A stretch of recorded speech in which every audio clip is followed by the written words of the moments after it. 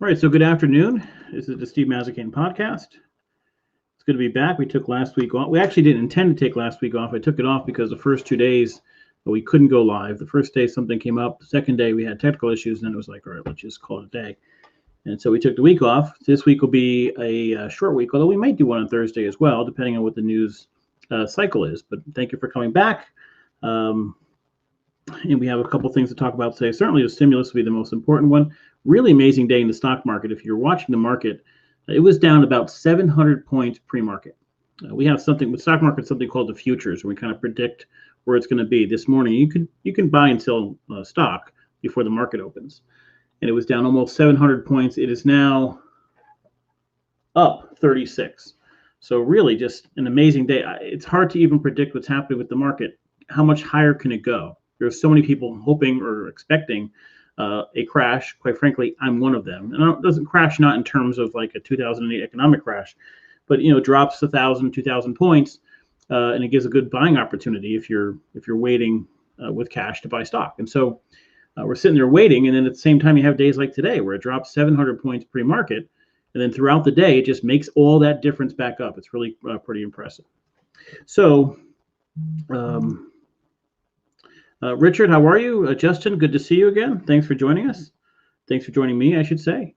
I hope everybody had a really good week and enjoyed the storm. I still have not shoveled every inch of my back porch. I tend to like to leave some snow there so I can walk on it afterwards. If I don't, it just becomes slick ice afterwards. I end up on my ass on more. I've done that on more than a few occasions. But a few things to talk about. And the most important one, obviously, is the stimulus package, which has not been voted on yet. But we'll go through what's in that. I will tell you that by looking at it at first glance, it seems far, far too small to me. It adds, 11, 10 weeks to some of the unemployment benefits, which is good, but that's not going to get us to where we need to be. And most people are not expecting people to get this vaccine until, end of the first quarter of next year, the 5-6 months in, when most people have it, and we get anywhere close to getting back to normal. So the question here on the stimulus, the overriding question that has the biggest impact going forward is who wins Georgia. We have a runoff election in Georgia that will determine who controls Congress. The Democrats have the House. They're pushing for a much larger stimulus. If the Democrats take the Senate, it would not be a shock if soon after Biden takes office, another stimulus is proposed that is often or likely much bigger. So I'll look up, and you could look this up with me if you'd like to, Real Clear Politics. In fact, no, 538 is actually better on this. I'm going to go to 538. And Real Clear did not have great coverage of Georgia. So 538 has it.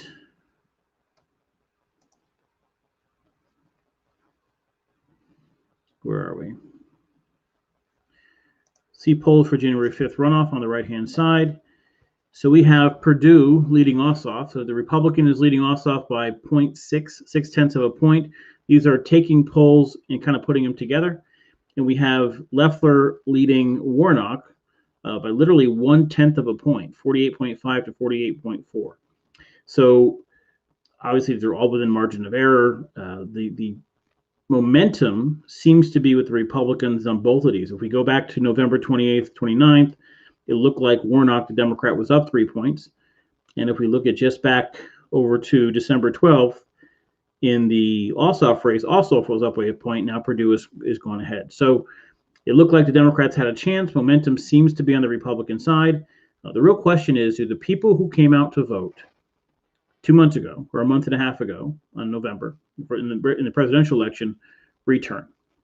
Which party, and if you're analyzing this yourself, which party is most likely to get their base back out to vote? And that's what'll be the big question on what happens with this stimulus. All right, so let's go over to the details of the stimulus as we have them right now. Looks like we're about to be voted on. Two things are not included. One is that idea, and we've talked about this before, that there was some legal protections for businesses and also for towns. And the question here is, if somebody claims they got COVID, let's suppose somebody got COVID and dies. can the family claim they got it at a certain place, and would that place be legally responsible for it? And we all know attorneys. We know how attorneys work. They will look for a way to sue, and they will sue whoever has money. And money doesn't mean money in your pocket. It can also mean insurance. So they will also, if the town did an event, if somebody said we did a very, the town sponsors a shop and stroll or sponsors something on the green, and somebody claims to get COVID, how do you prove that it's coming from there? And can you now sue the town because they have insurance policies? So that's the big question that is left out of the stimulus bill, and it'll likely never come back because I don't see any situation where the Republicans have control of Congress and can make that happen. But I'm going to go through the other thing missing is a lot of state and town aid. Republicans were very much against it. They felt like so much money was going to basically Democratic towns that had already mismanaged their budgets. I don't think there can be any argument here that COVID has had a spectacular impact on many, many towns, but northern towns and some blue states where the larger cities are may see a bigger impact for that. So a little bit of politics. Again, if the Democrats win Georgia, none of this matters. If the Republicans hold Georgia, we probably have status quo and nothing else passes. But let's go through what's in the budget, in the stimulus package. So first of all, unemployment insurance. This revived supplemental federal pandemic unemployment benefits at $300 a week. So it was $600 a week. It goes down to $300 a week. Extends special pandemic benefits for gig workers. So self-employed workers who were getting it before, that'll be extended for a total of 50 weeks. I believe before they maxed out at 39 weeks. So it's an additional 11 weeks. Again, I don't believe that's enough. We're going to have far more than that. We're going to have serious impacts from COVID, but it is what it is. Direct payments, and we would expect these, from what I'm reading, within 2 to 3 weeks, if it passes today, of $600 a person. So that was down from $1,200 last time. For those people making up to $75,000 per year, or couples making $150,000 a year. So there's a couple making $150,000 a year, need an extra $1,200. That's for you to decide. But they had to have a cutoff at some point. And additional payments for a dependent child are $600. Those are actually a little bit higher than they were last time, where they were $500. So there's been so many different versions of this and so many different proposals, it's hard to keep track sometimes. The Paycheck Protection Program. This is the money that goes towards businesses, restaurants. In the first round, it was much larger than this, but there was also a lot of abuse. A lot of companies that really didn't need a lot of money didn't. Okay, so first of all, Ray Ingraham said hello from Branford. Ray, welcome back. I think it was 4 months. Welcome back. I'm glad to see you. It's good to have Ray back in the town he belongs. And Rob, $700 million went to Sudan. Thanks, Pelosi. I'm not sure. Was that in this bill? I'm not sure what that's reference to. Rob, if you can give me a source for that, I'd appreciate it. But all right, so let's get back to the Paycheck Protection Program. So there's a couple caveats here. It revives the program. It's forgivable loans. That is, you get money if you can confirm that the money is used primarily for business expenses and to maintain payroll. You can get this money. This time, however, there's going to be some caveats that you have to show some distress due to COVID. So some businesses actually did quite well during the pandemic. Like a pizza place could have done phenomenal. They were built on takeout. A Chinese takeout, for example, might have done well. Some restaurants actually did well. They would likely not be qualified to get money because at that point, it's just guaranteed money on the bottom line because you have the revenue coming in to keep your employees there. So a little more stringent on who would get that PPP money this time, which is not a bad thing. And also make sure that PPP subsidies are not taxed. You may remember about 2 weeks ago, there were a series of articles where restaurants and a lot of businesses were complaining they were paying taxes on PPP. Just make sure that there isn't any of those. There is $69 billion for vaccines, testing, and health providers. There are $30 billion for procurement of vaccines and treatments, distribution funds for states, and a strategic stockpile. So that's all with the vaccines. $22 billion for testing, tracing, and mitigation. $9 billion for healthcare workers. $4.5 billion for mental health. Schools and universities, $82 billion. Some of these are K through 12. And you think about the standpoint of, $82 billion over 50 states is not a ton of money. Rental assistance provides money for first ever federal rental assistance programs. Funds to be distributed by state and local governments to help people who have fallen behind on their rent and may be facing eviction. Again, that's $25 billion. There's 50 states. That's on average $500 million per state. Not a lot of money. But think about the rental assistance for a second and what it means. Not everybody who owns a house or owns property has yes, parents. So the question is, parents who have qualifying dependents will get $600 as well. Because we just had a question in the comments. We think of landlords as having money and they can withstand, not paying a few months of mortgage, or they can pay it out of their pocket. So many times that's not the case. And so this idea that we can, say we're going to put off your rent and you're going to be okay and not pay your rent for 3 or 4 months or 6 months, whatever it is during COVID, and we're going to give you rental assistance and not help those landlords results in serious issues. And if that landlord can't pay his rent or mortgage for 3 or 4 months, he's going to lose that house. So it is better, as opposed to just saying, okay, you don't have to pay your rent this month, to say we're going to provide assistance so you can pay your rent, so that landlord can hold on to his property and pay his obligations as well. And then a few other ones: child care, postal service. And then you have they packaged this in with an omnibus bill, which is basically this huge giant bill which funds the federal government.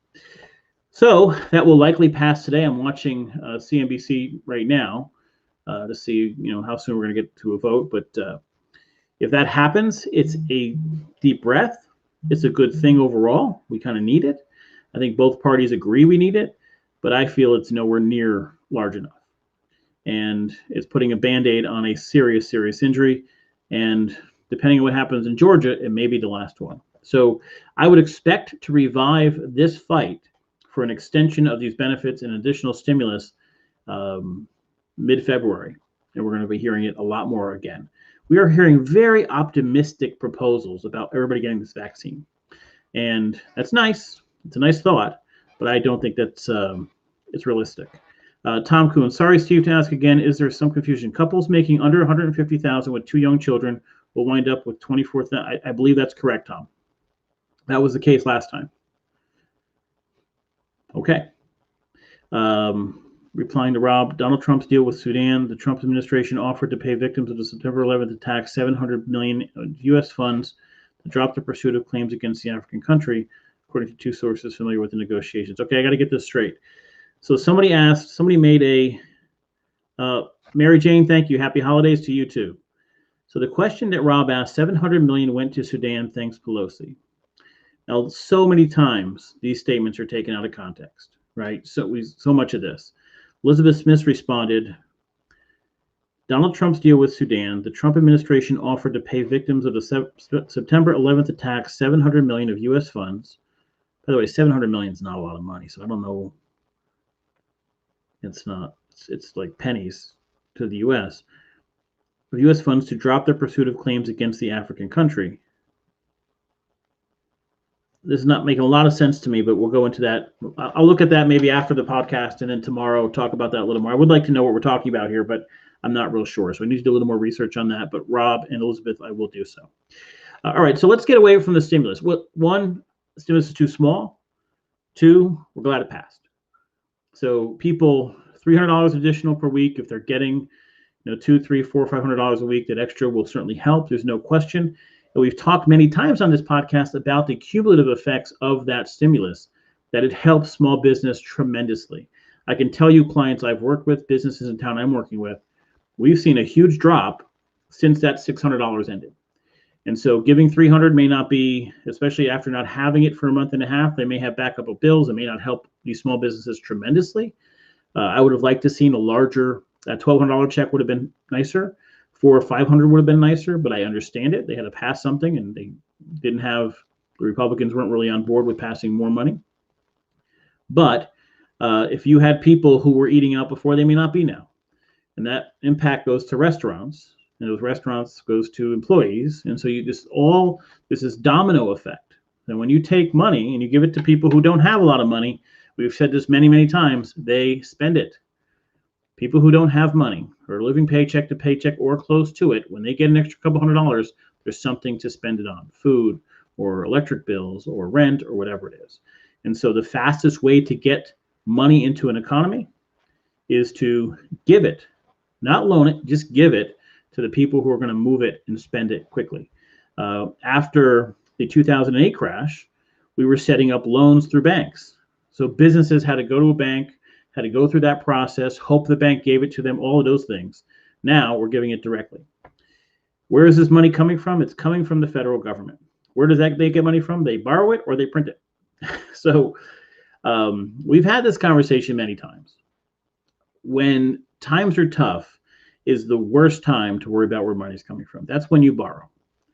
The mistake this country has consistently made is instead of, in good times, keeping taxes the status quo and taking the extra money, when the economy is good, we have more taxes coming in. That's a good thing. Instead, we spend it instead of paying down debt. And by the way, everybody's done this. This is federal government and the states. The difference between the federal government and the states is the federal government can print money. They'll always have no problem. They can print money. And if we owe money to a foreign country, well, we have the biggest military. So you can come and yell and scream, but we have the biggest military. So where's the money coming from? The federal government. They'll figure it out. How are we going to pay it back down the road is a whole nother question. And likely when Biden takes office, we're looking at, he's going to propose increasing taxes back to previous, before Trump got in office. If the Republicans hold on to Georgia, that's unlikely to happen. So we'll just add to the debt. There's a very simple concept here. The same way you run your household. When you have money, you save it. When you need to borrow, you have access to it. The government does not work that way. What we've done is when we have good times, we cut taxes for no reason. And then we have bad times, we just keep borrowing. So it never offsets. All right, so we're going to go local here for a little bit and talk about just the amount of projects we have going on and what we've done during this pandemic in the town of Branford. And we have projects really in two different groups here. We have projects that we've worked on internally. We have projects that are external projects that are being done by developers or what have you. So Alex Paluzzi has sent me, the Parks and Rec director, sent me a list of a few projects that we have done during the pandemic, which has been helpful. So if you're looking for improvements, a lot of people have asked about Foot Park, so I'm going to read you what he sent to me. So the first project, Foot Park tennis court renovations. People have asked about this primarily because between the parking lot and the courts, all the trees were taken down. Those will be replanted, different trees. Those trees were dying. But yes, they will not be gone forever. Just what he said, complete restoration to 19 lighting poles, including new LED fixtures and lighting, restoration to 4 asphalt hardcourts, no surfacing, drainage, rain garden. In fact, if you walk over there, you realize how many layers were on top of those tennis courts because they were like, a foot high that have gotten removed. We're back down to normal. Resurfacing 8 tennis courts, vinyl lining, netting, new irrigation system, placing all fencing, poles, and gates to the 12 courts. The spring, develop a viewing area in the spring. I think that's a great idea because we want to have little local tournaments at Foot. That'd be phenomenal. A new, benches, walking path, and pollinator garden being done by the tree warden, who is Gary Zielinski. That is being paid for with a $175,000 grant from the Foot Trust. The town of Branford is $10,000 in Parks and Rec. And Parks and Rec has money because they charge for tickets and events and daycare, whatever it is. They put $50,000 in. Then we have the restoration to the Foot Park bathrooms. If you've been over there, they are now ADA compliant. New water faucet or what have you, bottle filling station, and new bathrooms at Foot. And then over at Vets Park, we have a new basketball court, and that's been restored. And we have some pictures. I'll post these pictures on Branford 7 in about 10 minutes or as soon as we end the podcast. From an outside development standpoint, a bunch of projects. And all of these are tax revenue generating projects that do not, in my opinion, put a ton of pressure on the school system, which is where your taxes, you get a break. Let's look at it this way. A housing complex with 3 and 4 bedrooms in it, where you're going to get families, versus a housing complex of higher end luxury homes, going to be drastically different on the impact it's going to have on the town tax-wise. So Someone with 2 or 3 kids, they're going to school system. A professional couple, a single person who is traveling to New York City, making a significant income and living in the area, doesn't really impact the taxes at all, but they bring money into the town. They eat out and enjoy the services here in town. So all of these seem to fit in that category. So the first one is, and you're going to see this pretty soon, Sukasa will come down. That will be an office park done by Kenny Horton. Kenny Horton is a very established developer. Likely not going to have any issues there. It'll be likely very. I've seen the initial drawings; they're beautiful. Be medical facilities, office space, that sort of thing. So that's one thing. Sukasa, old building coming down. The Days Inn, that's where Key Bank was, and Chuck's Margaritaville. That's coming down. That will be higher end apartments. That area is really huge. People don't realize how far back Days Inn goes. It goes. There's buildings behind buildings. That will be changed. The front building will be mixed use, which means the first level will have some retail outlets, 4 or 5, and they will also have some affordable housing units, but nothing significant.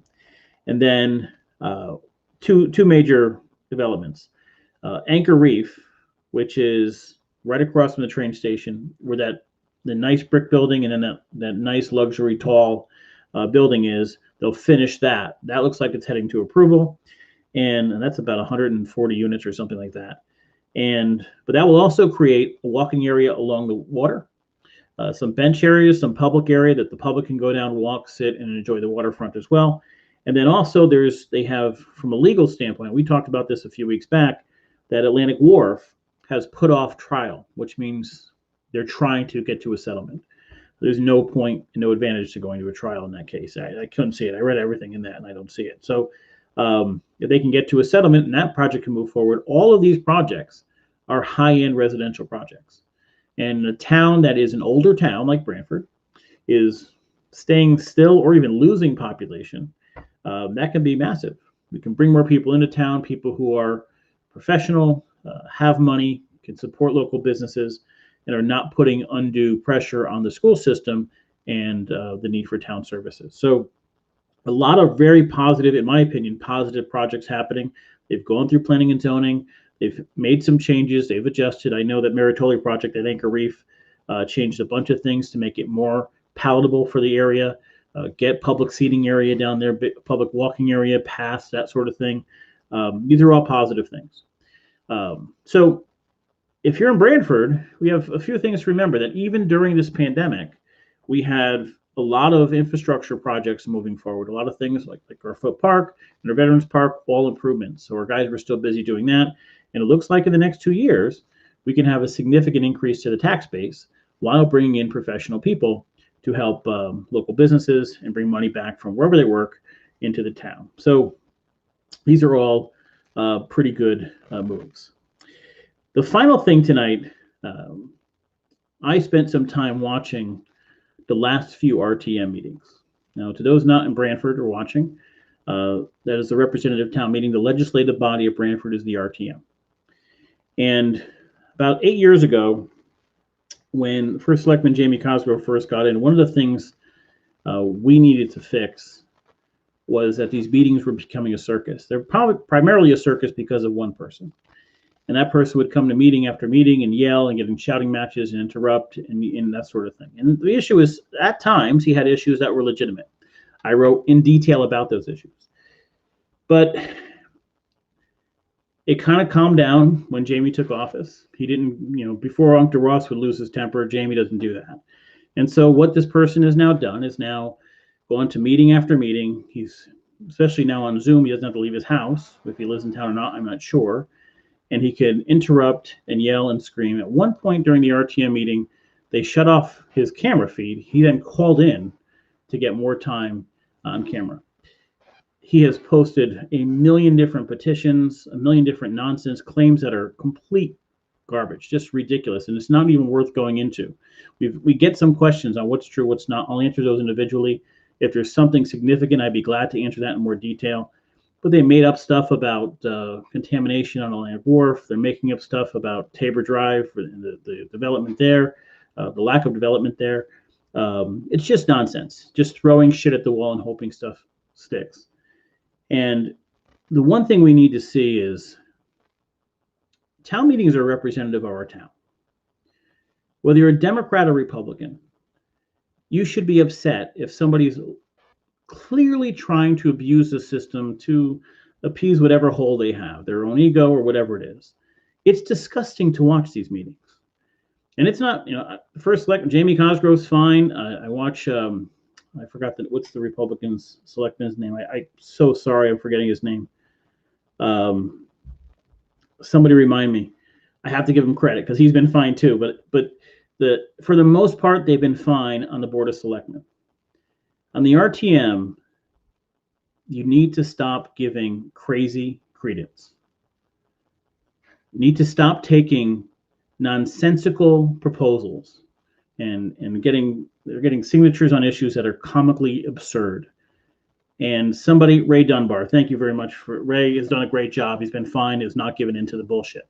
So I want to give him credit for that. The RTM needs to not, now I know Ray Ingraham's here and he has cut him off, or some people who are smart are managing Wayne better.